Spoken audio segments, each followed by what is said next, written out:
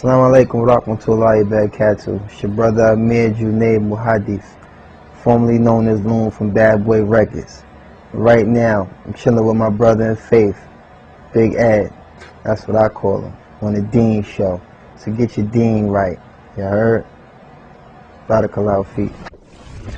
Bismillah, alhamdulillah. Let me give you the best of greetings, the greetings of peace. Peace be unto you. Now, my name is Eddie, and I'm your host of the Dean Show. And I get a chance to sit with a lot of wonderful people. People who have come to acknowledge what the truth is in life. They joined this beautiful brotherhood of over 1.5 billion people from all around the world. The fastest growing way of life in the world today. And my next guest is one of those people. Now, he's a unique individual. He's my brother and your brother. And we want to know why this former rapper, hip-hop phenomenon, former bad boy, gone good boy, who was with the likes of Sean, P. Diddy, Combs, hanging out with all the celebrities, and he left that life to live this good life, the life that brought him peace. You're going to find out how he attained something that money couldn't buy. I got a chance to sit with him, and I'm very excited to share his story with all of the viewers of The Dean Show this week. On The Dean Show, Loon, former bad boy, gone good boy. Let's find out why. Enjoy this week's show. Allah, there's only one God, and Muhammad is his messenger. Allah, la ilaha illallah. Allah, there's only one God, and Jesus was his messenger. Allah, la ilaha illallah. I don't know why I did that. Maybe it's just to break the ice. Assalamu alaikum. Wa alaikum salam wa rahmatullahi wa Peace barakatuh. be unto you, my brother. Oh, and also with you, Aki. Now, what was the greeting that you used to have before when you used to see some of the homeboys? You know, what up, son? What's good? Yo? What up, son? Yo, what's going down?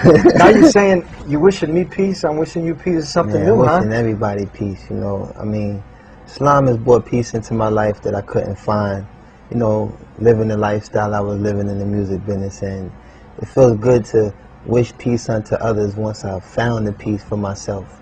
Now, we are excited to hear this story because we get to talk to people who have come from all walks of life. You know, people have this misnotion that Islam is something just for the Arabs. Yeah. But when they see an American who used to be or someone who is an icon, people are looking up to you. You're singing with P. Diddy and the Bad Boy Crew. Is that what they call? Yeah. Bad Boy Records, Bad Boy Entertainment. You know, P. Diddy, Sean Combs, Sean John. You know, I ran with an entrepreneur. I ran with an icon in the music business, and I was exposed to so many things in such a short period of time. The success of the records that I did with Puff, you know, propelled to be in, you know, audiences all around the world. It wasn't a country that I couldn't go to, that a person couldn't identify with who I was, or the songs I created, or the records I partaked in. And you know, it's just an overwhelming feeling to be embraced by such a vast audience. But you know, to become a Muslim, Allah subhanahu wa ta'ala has definitely replaced that audience, you know, with a whole different light. You know, it's a whole different thing, and the transition has been so beautiful. You know, Allah's most kind. You know, the brothers and sisters that I used to, you know, run with in the music business have embraced my conversion to Islam. You know, my family has, embraced my conversion to Islam.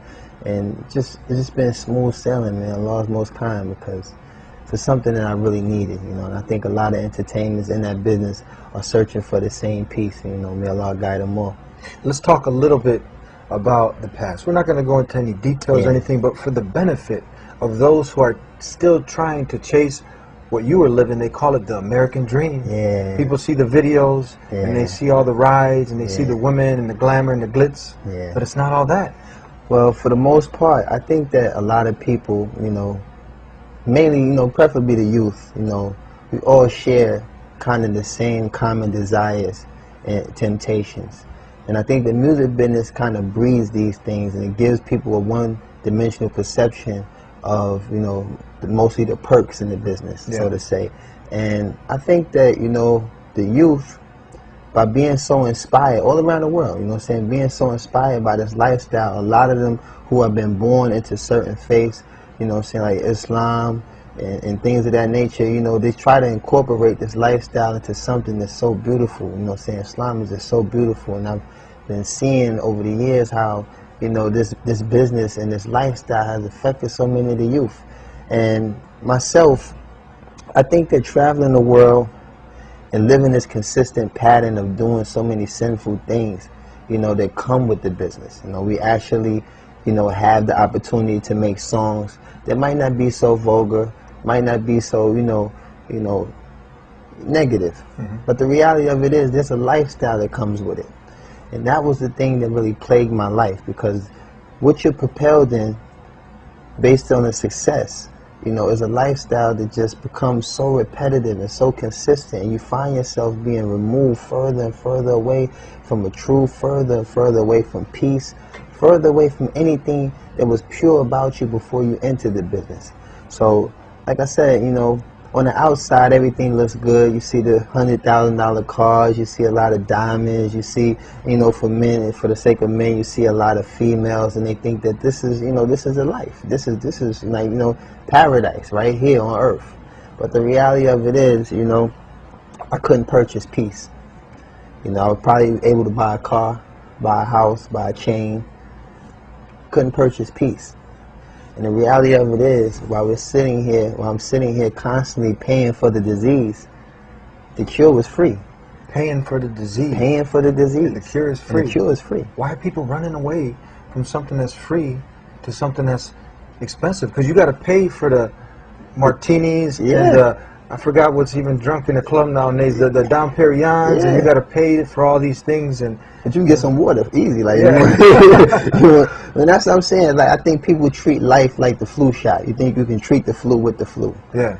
It's not like that, you know what I'm saying? And what happened was, you know, Allah's guidance is just amazing, because I think sincerely in my heart, Allah heard me and heard the oppression that's hidden, you know what I'm saying, from a lot of us entertainers. You know, we try to forge this image and we try to forge this character that's, you know what I'm saying, like, suitable for the fan. The fan admires this character, they're drawn to this character, but the reality of it is we face tragedies no different from normal people. But the reality of it is we try to go past that and continue to feed the fan, you know, this impression that they desire and that they gravitate to. But me, on the other hand, you know, it just got to a point where it was just getting very overwhelming, it was getting very overbearing, and I just found myself searching inside, like, man, I need an answer. I need something that's going to give me a route to just, you know, alleviate some of these pains. And I would try all kinds of things. You know, sometimes you just go, yo, listen, I'll just go buy me a hot car. Maybe I feel better. You know, maybe if I go buy a chain. You know, maybe if I go to the spa for about 5 hours, go get a seaweed bath and all the, you know, whole crazy stuff. But then, you know, you get one phone call, next thing you know, you got not seeing back again. Or you drive the car, you know all the features in the car, no fun no more. Or you wear the chain, and after a while, the chain is just kind of boring because, you know, everything upgrades as you go. And I found myself, like, I can't find peace chasing this methodology. So what happened, I was fortunate to do a song with an artist from Canada, you know, a brother named Masari. He was a Lebanese artist. And when I did the song didn't really do good in the States, but it kind of propelled into a market that I never knew even existed. And it was in the Muslim market, in the Islamic market. And what happened was I got, you know, called to do shows in like Muscat, Oman, Dubai, Abu Dhabi, and things of this nature. Even I performed in Kazakhstan. I performed in a lot of countries, even in West Africa. And I found myself running to Islam, keep running into Islam. And once you get past the whole little butterflies and the things that come with the, you know, the entertainment aspect, I started to get drawn to other things that came with my journey. And that was like the Adhan being called. The Adhan being called in the city, like, just rang through the whole city. Everybody would just stop. You could hear people breathing. This is a song that I heard that was more beautiful than any song I've ever wrote in my life. That's the Muslim call to pray. You know? And then, like I said, at some point, you find yourself trying to shop between Dhuhr and Asr. Everyone's taking the sunnah in that. You know, I come from New York City. Everything's 24 hours. I've never seen anybody shut down in midday. You know what I'm saying? And all this is for the sake of Allah. All this is for the sake of God. And it's like, this was so consistent. You know, every place I went, I just seen this whole consistent practice of worshiping the one true God. And this was something that I was looking for. This is something I wanted to be a part of, because there's a lot of inconsistencies the way people practice and worship, you know what I'm saying, God. And what I saw in the Muslim was very consistent. And I just couldn't, you know, I couldn't tear myself away from it. After a while, I started to see and study, ask questions. I would go to certain bookstores, buy books, and just found myself getting more and more drawn to trying to learn this culture, learn this lifestyle, and learn this religion. So while I was in the UAE, I found myself, you know, pretty much, you know, at the last leg of this whole party thing. And, you know, I actually seen the sunrise while I was in Abu Dhabi, and I was staying at the Emirates Palace. And I watched the sunrise, and I'm looking at the Arabian Sea, and I'm just saying to myself, like, this is just beautiful, man. This is just beautiful. And it's like all the misconceptions that you see in the media about the Muslim, you know, all of these things were quickly getting dispelled, you know. And I start seeing, like, maybe the media is only, you know, establishing 3% of Islam. Because everywhere I'm going, I'm seeing just the exact opposite. I'm seeing streets you can eat off. I'm seeing people whose hospitality is just amazing. Everywhere you go, someone's offering you tea, someone's offering you dates, someone's offering you help. You know, people that are very less fortunate than the people I used to hang with. I'm hanging with multimillionaires. They got yachts, you know what I'm saying, mansions, penthouses, and things of this nature. And it's hard to even extract a cold soda from them. You know, and then to be around people who really didn't have much, were always willing to give, you know, and want nothing in return, you know, because they feel that their blessings come from Allah. And that's a concept that I could incorporate in my life, because I was a giving person. I was a person that overasserted myself for the sake of success, for the sake of bringing success to other people, for the sake of helping other people find success. But the benefit at the time, I was looking for the return to come from the people I was helping. But then I learned that that's not where I'm supposed to be looking. I'm supposed to seek refuge in the one that created me. So I found myself, you know, being engulfed by this concept and just being overwhelmed and just, man, blown away. And I said, you know, I want to be a Muslim. Now, did you have any exposure to any other religions, anything else that you looked into? Can you talk about this briefly? Well, I was born in a Christian household. You know, my grandmother, she sung in the United Negro College Fund Choir for about 40 years. I used to spend maybe 6-7 days a week in the church. And, you know, I was heavily active in, you know, in Christian activity, you know, saying Bible studies. I played the piano. I played the bells. I was an usher. I did everything that you could possibly do in the infrastructure of, you know, the Baptist church. And, you know, I just started to notice a lot of, you know, inconsistencies, you know. People who say they're of God doing things that are not of God. And it's not that, you know, because even in Islam, you're not supposed to judge the Muslim, you know, judge Islam by the Muslim. Yeah. So I'm not saying that I was judging the Christian by, you know, but the reality of it was so repetitive, the inconsistencies and how things were practiced and how things were done. And I really started to ask questions, you know, because you have people that, you know, believe that Jesus is God. And I used to ask myself as a child, how is Jesus God if he prays? Who's he praying to? And it's just certain little questions that I wanted answers for that I couldn't find within the infrastructure. It's a good question. Who was he praying to? That's what you're saying? Yeah, exactly. Like these are like common sense questions. These are not something that really take rocket science. Yeah. And, you know, and even like with Adam and Eve, I'm like, how are we held accountable for the sins of two, like the first, you know, man and woman created? Like, how am I, like, why am I to blame? I never met Adam. I never met Eve. Why would I be held accountable? That would make God unjust. You know, when we know that God is so merciful and God is the most just.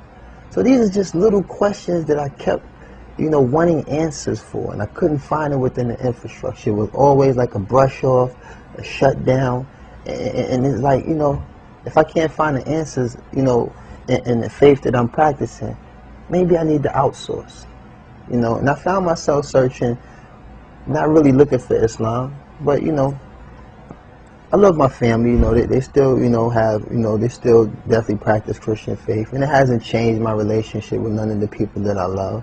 But the reality is I found something for me. And the peace that I found, I try to share. You know, I'm very patient with the people I love. And, you know, Islam is not something that you force upon somebody, because it wasn't forced on me. I was fortunate to find Islam without no dawah. No one sat down and talked to me about Islam. So I know that I was guided here purely by Allah subhanahu wa ta'ala's will. I found Islam, you know, and, you know, coming out of the Christian life was definitely a big transition. But the reality of it is, it wasn't that much of a transition, because there are a lot of things that will lead you to an understanding of Islam, and that Islam clarifying a lot of things that I needed to know about Christianity. So, you know, in a nutshell, you just, you know, you go where it gives you more. And I found more in Islam. You found all the rational, logical evidence. Everything, your questions were answered, clear proofs. Clear. No ambiguity. Everything is straightforward. Everything clear. What your purpose of life is. Clear. What happens when you die. Clear. Where you're going. Clear. Everything is lucid. Check. Check. You know what I'm saying? Tell us now. People want to know, like, okay, you're hanging out with P. Diddy and some of the other rappers. Party is over. Lights are on. Did you ever have one of these conversations like, you know what? This is getting played out, man. Very We've much had so. everything. Very much so.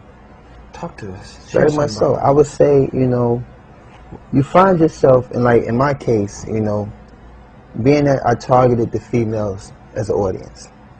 And at the time, you know, I have a lot of women in my family, so I have a lot of respect for women. So the most righteous effort that I found myself trying to achieve was not glorifying the harsh realities that, you know, plagued me in my neighborhood. I'm born and raised in Harlem, and it's like, I didn't elaborate on those things. I chose to exercise a more brighter side of myself, and that was like, you know, talking about things that revolve around relationships with females and basically the desires of most men at the time when I was in my state of ignorance, you know, trying to find a girl, trying to find, you know, companionship and things of this nature, without the whole slander and vulgar stuff that, you know, are drawn towards women. So at the time, that was like my most righteous attempt. But what happened is, I started to get women that would submit to my success. And after a while, I found myself losing the respect that I have for all the women in my life and all the women in my family, based on the way how women would submit themselves. You know, this is not, you know, someone is saying you need to talk to my father first or come meet the family. These are women that are just skipping A, B, and going straight to C. So I'm like, wow. Is this what comes with this? Because it was a time I was really searching for a girl. I really wanted companionship. And what I found was just an obsession with my success. Is that where the song came in, I Need a Girl? Well, actually, it stemmed from, you know what I'm saying, just having that experience of searching for a girl. But at the time, Puff had a serious breakup with Jennifer Lopez. And it all just kind of tied in. It was something that was, you know, happening in his life currently, and something that happened in my life before. We put our heads together and we came up with the concept of, let's just flat out get it off our chest. We need girls. Now you can sing something like, possibly, I Need a Wife. You know, for the brothers. Exactly. When Islam obviously encourages this, to be with a woman, Exactly. but the way that is pleasing to the Creator in marriage. Exactly. And that's what I'm trying to say. I was getting to the point where it's like, the females, you start to realize, hey, after, you know, everything is said and done, you're trying to find the most polite way to remove this, you know, sister out of your life. Because what's done is done, and, you know, everything is cool. But at that point, you start to realize, listen, this is someone's sister. This is someone's daughter. This is someone's mother. So like you said, marriage is very important. It's something that alleviates all these desires. It's something that alleviates all of these actions. And then you can quickly expunge some of the desires of the women that might be, you know, drawn to you. Like, sister, I'm married. That kills a lot, you know what I'm saying? That stops a lot, and it alleviates the harm for both parties. I'm married, I can't condone these type of things. You know I'm married, I know you don't want to deal with a guy that's married. Cool. What advice do you have? Because we know a lot of people that, like you said earlier, Islam is clear. All the evidence is there. But the desire of wanting success, what we supposedly look at success like the lifestyle that you were living, people paint that as, okay, that's the ultimate success. And people now will have those moments that they dig deep down inside and they know, look, I'm not happy, but they get caught up with the cars, they get caught up with the money, and everyone is going through this. How do you break through that and not submit to your desires, but submit to the one? Exactly. I would say find success in Allah. But the reality of it is, Allah subhanahu wa ta'ala has replaced everything that was in my life that was haram and gave me things that are halal. For instance, my phone used to ring a lot. Nothing but haram. Nothing but issues that dealt with haram. Tell us, we have a lot of non-Muslims watching. You said a couple Arabic words. So they don't have to take an Arabic class. Haram, prohibited. Prohibited, meaning, actually. yeah, meaning no good. You know what I'm saying? Not allowed. And halal, meaning permissible. Meaning that it is allowed. So I would get plenty of phone calls from people who would want to indulge in things that were haram. Now, my phone rings, I find myself giving the brother salams. That peace that we gave. That peace, that greeting that we gave each other. And not only that, I find myself doing things that are halal. You know what I'm saying? Like talking to people who might be interested in Islam and trying to guide them to a better understanding of what Islam is through my example and through, you know, what was given to me. And also just, you know, eating halal. You know what I'm saying? Eating better. You know, I don't eat food that's, you know, not permissible. I eat food that's halal, you know. Stay away from pork, stay away from things, you know. And it's just, Allah gave me the audience that I had before. You know, I still have the same young brothers and sisters that was intrigued by my musical career, and now all of them has embraced me as a brother of Islam. I have more siblings now than I've ever had in my life, you know what I'm saying? And I've been embraced by a brotherhood that surpasses any, like, temporary relationship I might have had with anybody that was in the business with me or anybody that I grew up with in the street. You know, and not to discredit any of my relationships, but the reality of it is Allah has removed a lot of these things that caused me harm and placed me in harm and danger, and now I just live a very free, peaceful life, and I wouldn't give this up for nothing in the world. No money can buy what you have now. No money can buy. Peace and contentment. Like I said, the cure is free. You're paying for the disease. Tell us, have you gotten a chance to interact with some of the people from Bad Boy Records, Puff Daddy? Have they said, what happened, brother? Have you got a chance to share this wonderful story of yours with them? I bumped into Puff a couple months ago, Busta Rhymes, who's also a Muslim, Raekwon, who's also a Muslim. And it seemed like a reunion because everyone was there. Jay-Z, Q-Tip, Puff. It just seemed like a reunion. But it was so funny because I stood there for a while. Nobody noticed me because I had grew my beard out. And, you know, I'm just standing in the cut. But when I met Puff, you know, we laugh and chuckle. We have a brotherhood that's still, you know what I'm saying, we have a relationship that's still there, you know what I'm saying. We've done a lot of things together. And I think he was very receptive to what I was, you know, upon. And at the same token, it's always a pleasure to see him. And there's always, you know, a benefit to be around him because, like I said, he's an icon. He's a major influence on a lot of people. And then when the time is right, Allah knows best, you know what I'm saying? Inshallah, I will be able to, you know, consult him in an environment that's suitable. And maybe one day, inshallah, you never know. Puff Daddy might become a Muslim. What advice, closing comments, and suggestions for those who are trying to mimic the hip-hop phenomenons and people who are in your position? What advice so they don't go ahead and touch the hot stove? You know how you tell a child, you know, the stove is hot and they just got to go and hunt and burn. So they don't have to go and take a long journey because death can reach you at any time. Definitely. And maybe you don't come back to where you were, you know, to finding that peace. What advice do you have? My advice would be, you know, if you're trying to, you know, incorporate a love for music, just be mindful that there's a lifestyle that comes with the music that kind of like, you know, destroys the whole positive effort of trying to just exercise a love for music. It kind of cancels out. You can't have one without the other. You do the music, you're going to indulge in the lifestyle that comes with the music. And the lifestyle itself is definitely something that you don't want to get involved with because it draws the guts out you. It draws everything that's pure inside you. And it's just something that, you know, removes the peace of mind that you might have had before you came into business. Some people feel like these desires are going to lead them somewhere, but the reality of it is, take my advice, you know, there's going to be a breaking point. There's going to be a point where you're going to find yourself overexerted, exhausted, overworked, and the benefits are not going to add up. So the reality of it is, you know, don't just take my advice, but try to take my advice. For real, it's serious. Brother, thank you very much for being with us here on the Dean Show. Man, pleasure being you. Man, Eddie, he's a good man. Thank you, man. Thank Allah you very much. continue to bless you as He has Ameen. by opening your heart and to this wonderful way of life. And I'd like to thank you for being with us on another episode of the Dean Show. Every week we're here trying to help you understand this beautiful way of life. Beautiful. All the messengers of God, they submitted to the one God. Try to strive to live that good, wholesome life. Try to give birth what's already inside of you, that goodness. Bring it out. Ask for the guidance. It's very simple. Yeah. And the truth shall be made clear. Hopefully we'll see you next time here on the Dean Show. Until then, Assalamu alaikum. Peace.